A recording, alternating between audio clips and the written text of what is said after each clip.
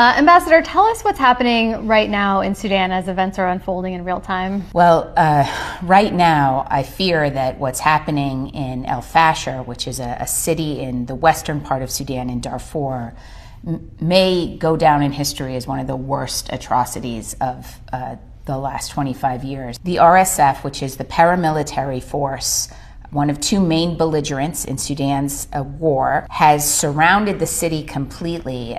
In fact, has had it surrounded for months.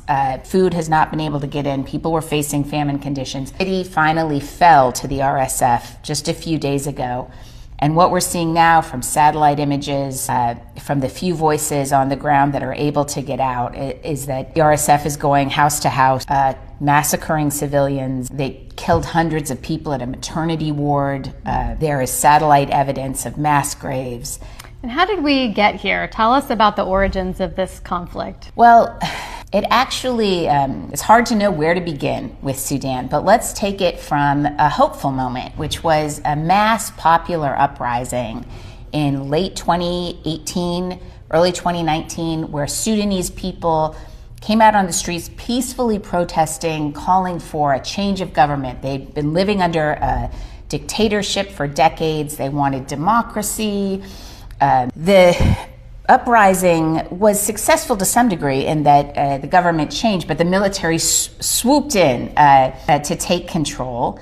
And that military faction eventually went to war with itself. Tell us about why you think people here in Northeast Ohio should be paying attention to this conflict. Sure.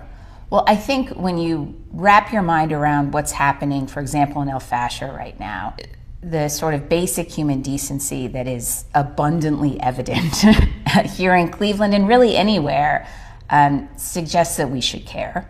Starving civilians as a tactic of war is not something anybody wants to sign up for. These kinds of mass atrocities, I think, diminish all our humanity. But Sudan matters for lots of other reasons. There's a reason the U.S. government was very focused on Sudan for decades, because that government had a history of harboring terrorists, including Osama bin Laden.